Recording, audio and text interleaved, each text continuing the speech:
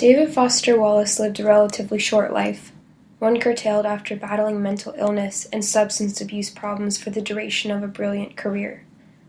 The lasting impact of his literary achievements is that they have shaped contemporary writing, if not defined a genre and fundamental truths about the contemporary world from which fiction is now born. His odd mix of sincere intimacy, dark irony, and intellectual humor captivated readers, and in 2008 his sudden suicide was shocking to a devoted audience.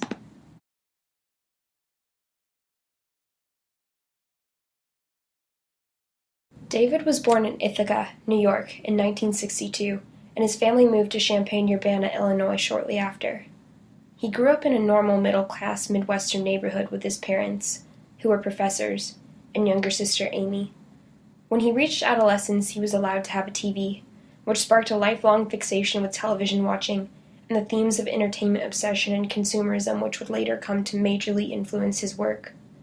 Another huge influence from the period was tennis.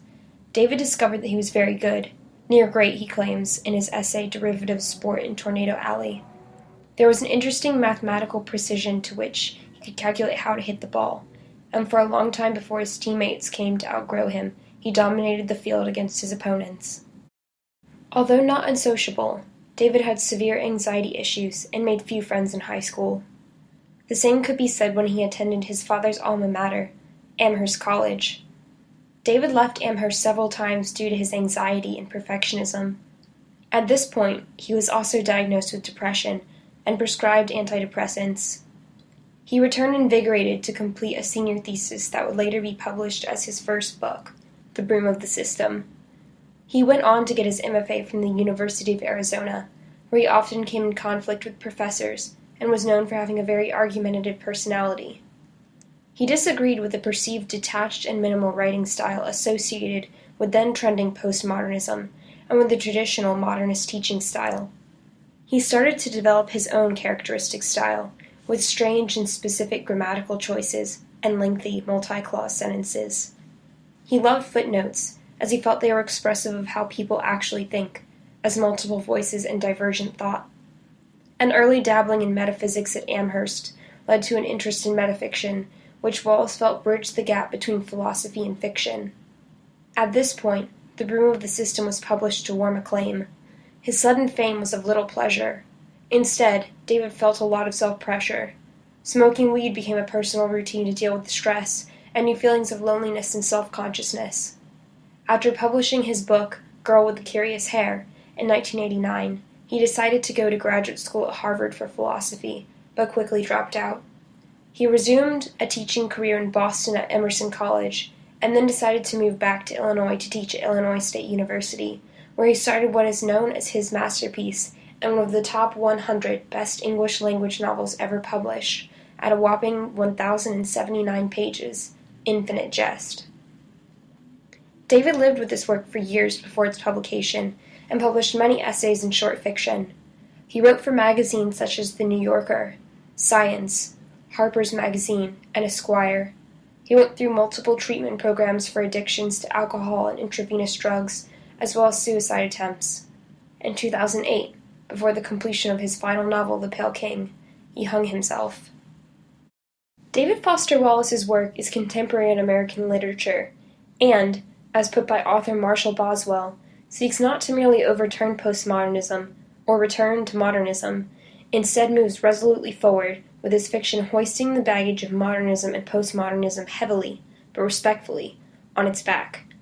Wallace's work deals greatly with postmodernist themes, such as rampant consumerism, novelty intellectualism, irony, an exploration of high and low in modern culture and a tendency toward self-consciousness. He was heavily inspired by Don DeLillo and Thomas Painon, both postmodernists or high modernists, and in fact the most crippling criticism of his first book was that it drew too heavily from their writings both in style and theme. Postmodernism in literature was a post-war movement reacting to severe social and cultural changes and moving away from the eagerness and enlightenment of modernism. It was grittier and explored subjectivity, which was reactionary to a world ever more dominated by growing corporate power and the unification of consumerism and entertainment. Wallace's work studies this theme, and unlike predecessors who identify consumerism and television as something dystopian, coming to dominate American society, he looks at how it is fundamentally inbred with contemporary society and comes to modify it. He explores this theme not with the distant disdain of a postmodernist generation who can identify it as a cultural issue, but instead as a contemporary writer who finds it deeply ingrained in the fabric of his life, an important distinction. One of the most significant things about his work in the spectrum of American literature is that he bridged the gap between a removed and minimal style of writing associated with postmodern literature with a signature brand of sincerity, irony, and humor, while exploring some of the same themes. He was really interested in irony and wrote an essay titled E Unibus Plurum, Television and U.S. Fiction, which explored functions of irony at a social level as a response to media. Irony has only emergency use, he says. Carried over time, it is the voice of the trapped who have come to enjoy their cage. Irony is singularly unuseful when it comes to constructing anything to replace the hypocrisy it debunks. For actually driving cross-country with a gifted ironist, or sitting through a 300-page novel full of nothing but trendy sardonic exhaustion, one ends up feeling not only empty, but somehow oppressed.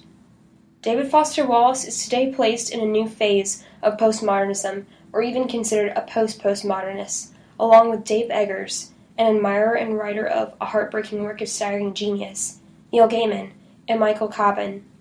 David Foster Wallace appealed culturally to Generation X, and on, because he was able to intelligently capitalize on a sense of time and place, uniquely affected by loneliness, doubt, and morality.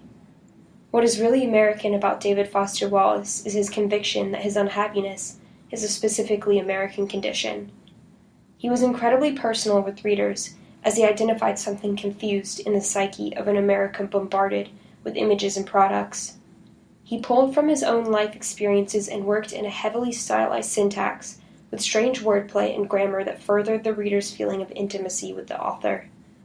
With this gift, he was able to accrue a large fan base and push his philosophies about the nature of media and consumerism and the social structure of the contemporary world with the American psyche. With a strong, soft voice, he was a moving speaker, and his commencement speech at Kenyon College was published as a book, This Is Water, and got over 50,000 hits on YouTube. He was adept at identifying how media was a mirror that both created and reflected cultural changes and behaviors in a strange and stressful cycle, now an irrevocable part of how we live. One essay that best articulates crucial themes of David's work is A Supposedly Fun Thing I'll Never Do Again, written for Harper's Magazine and later published in a collection by the same name. Here he writes, I've seen a lot of really big white ships. I've seen schools of little fish with fins that glow. I've seen a toupee on a 13-year-old boy. The glowing fish liked to swarm between our hull and the cement of the pier whenever we docked. I've seen the north coast of Jamaica. I've seen and smelled all 145 cats inside the Ernest Hemingway residence in Key West, Florida. I now know the difference between straight bingo and parizeau and what it is when a bingo jackpot snowballs. I've seen camcorders that practically required a dolly. I've seen fluorescent luggage and fluorescent price nez and over 20 different makes of rubber thong. I've heard steel drums and eaten conch fritters and watched a woman in silver lame projectile vomit inside a glass elevator. I have pointed rhythmically at the ceiling to the 2/4 beat of the exact same disco music I hated pointing at the ceiling to in 1977. I've learned that there are actually intensities of blue beyond very, very bright blue. I've eaten more and classier food than I've ever eaten, and also eaten this food during a week when I've learned the difference between rolling in heavy seas and pitching in heavy seas. I have heard a professional comedian tell folks, without irony, but seriously.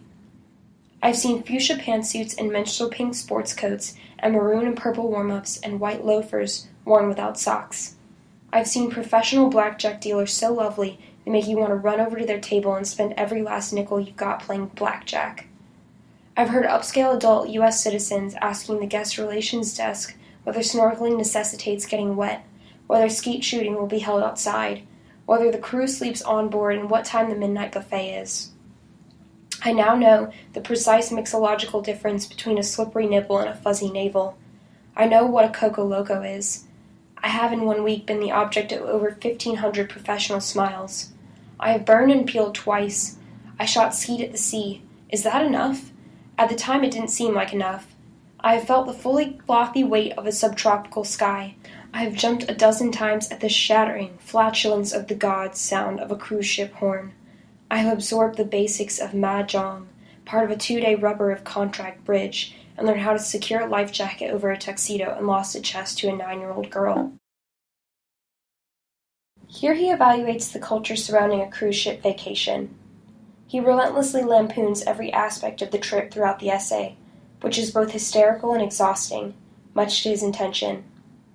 Throughout all 100 pages we hear "I have," repeated as a vernacular device after which we are bombarded with bullet after bullet of information, which functions in almost the same televisual aspect information delivered from a commercial does. The imagery supports this. We are overwhelmed with a consistent stream of flashy pictures, products, experiences. The use of "I have" emphasizes possession, over and over again. We are persistently made aware of objects. The consistency of his choppy syntax works to create a monotony that contradicts the excitement a cruise ship experience is supposed to ignite. This is a direct statement about an onslaught of consumerist experiences. The constant hypersaturation of objects, fun, experiences actually decreases their value to the consumer. It identifies a fundamental cycle of increasing flashiness, loudness, excitement to catch evanescent consumer attention trending not only in cruise ship culture, but American culture as a whole. This experience is exhausting to David Foster Wallace, as consumer, and he spares his reader nothing, in the same vein as Mark Lehner's "My Cousin, My Gastroenterologist." In lines such as, "I have seen a toupee on a 9-year-old boy," and "loafers without socks," we can see serious hysterical realism, painfully accurate and specific observations that remark upon the experience as a whole.